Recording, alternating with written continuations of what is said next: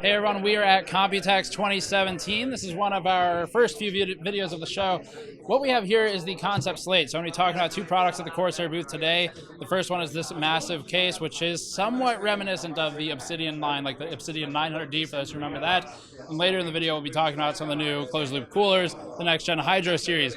For Concept Slate, the main thing to point out, other than obviously its sheer size, is this particular build is a two-system build. So there's an ATX form factor motherboard up here and an ITX form factor motherboard mounted atop the power supply Shroud, which is removable, by the way, and that is what hosts the ITX system. So then you've got the video card on here, 1080 Ti, 1080 Ti, and both of these, if you've noticed, are liquid cooled, but they're liquid cooled with Corsair branded parts. So that's the other big push Corsair's making here. They are trying to get into the open loop space, and that's something we're seeing as a bit of a trend right now. Specifically this year, EKWB is pushing harder in that space as well. So open loop is going to heat up for this year, definitely, but getting back to the case, power supply Shroud, this is a giant hard drive cage array, so we'll show a backside shot of that. You can fit a ton of drive cages in there, and on that backside shot, you can actually see that there are French doors hinged for accessing the storage. So all of the SSDs, I think from memory, it's like 3 on one side and 3 on the other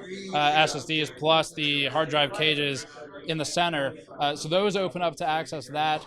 And other interesting features, I suppose, would be there's actually like a rail server rack mounting feature up here. So the sort of rail system is what hosts the radiator, which is right there. And then there's also one in the front over here. You pull the rails out, mount the rad, and there's support for 2 rads mounting in the front. And then we've got one up here in this current build. So this case, just to kind of give some perspective now that we've gone over all of the craziness, this is not necessarily going to ship as is. This is a concept case, hence the name Concept Slate. So Corsair is showing this off as, well, for 2 main reasons. One, this may be a new Halo product, like the Obsidian 900D, which clearly not everyone buys, nor should everyone buy it, but it's something that fits a very specific audience. 2, it's a way to show off new ideas. And so those ideas in this specific build would be things like the rails, French doors in the back, stuff like that, and then theoretically bring it down to other product lines in the future. So with that perspective in mind, no price right now. Release date maybe Q3 or 4, but again, things will probably change by then.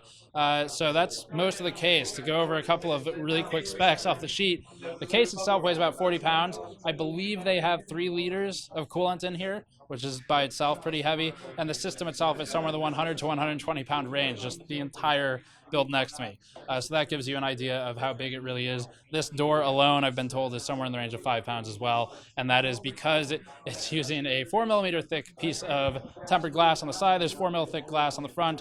All the aluminum bits are 4mm thick as well, and then the structural steel part is 1mm thick, which is also pretty large and expensive for a case. You don't normally see that in cases. Normally when you see a measurement close to 1mm, it includes the paint measurement as well. This is just the steel proper is 1mm thick. So I think that runs us through the case. We're going to move over to the cooling now. So the new Hydro series coolers, check that out, including the Asetek 6th gen modified pump. All right, so now that we are done with the large case, we're looking at the Hydro series coolers. So this is the next gen of Hydro series coolers. They don't have a name just yet, but they're interesting for one primary reason, at least right now, and that is that they're using a modified 6th gen Asetek pump. This is the first time we've, at least at our outlet, seen the 6th gen pumps in action. It's all been 5th 4.5 for the EVGA cooler, the GPU one, and 4th gen before that. So that's kind of new. This is a little bit modified with Corsair's next gen Hydro series. The key items of note would be, first of all, the pump housing, the block, is a little bit smaller than the previous series. We have some footage of the H115i, for example. It's a much bigger block, and also they have reverted back to the tubes protruding from the side using an L bracket, 90-degree L bracket, rather than from the top of the pump. Speaking personally, I prefer that because we often do the hybrid mods for our video cards. So when you do that, you really don't want them sticking out of the top of the housing because it just messes everything up. There's no clearance for anything. So that helps there. And on that note, the smaller form factor of the block of the pump housing will theoretically allow for better support with hybrid mods in the future if we happen to do one. So that's stated. The next thing would be to talk about what's going on underneath. We don't know any details about the 6th gen pump yet, at least none that can be shared today. The cold plate on the bottom side, though, theoretically has been a little bit modified for Corsair. We don't know the full details yet. We'll tear one down eventually and show you. But modified cold plate by Asetek for Corsair. There's a modified PCB inside, so presumably it's not just the normal Asetek straight PCB that they ship with basically everything except for the Kraken XX2 series. So that's what we're looking at there. The PCB modifications don't know the extent of yet. However, one interesting thing on the front of controls and firmware and all of that would be the Pwm setup for the new coolers. So previously, one of the biggest complaints we've had, especially with the 5th gen stuff, is that the liquid temperature is really what dictates and governs the speed of the pump.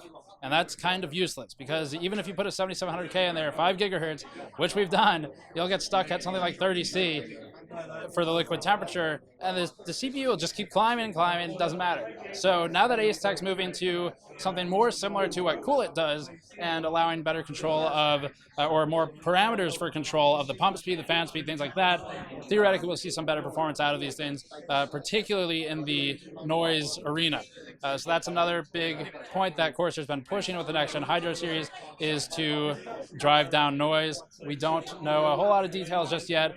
They are including maglev fans, which will help in that department. The pump noise has always been a big complaint by a lot of you on the Asetek coolers, but you can only go down to something like 90% PWM and you're just fine on noise.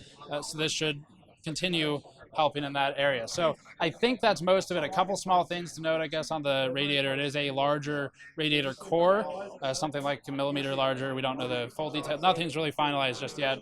So larger radiator. This is a 360. There's a 280 next to me as well, and that's all we have for today. So as always, links in the description below for full information with the article and the rest of the stuff that was at the suite. We'll have some separate news items on the keyboards, things like that. You can go to patreon.com/gamersnexus, helps out directly, store.gamersnexus.net to grab a shirt. Thank you for watching. Subscribe for more. I'll see you all next time.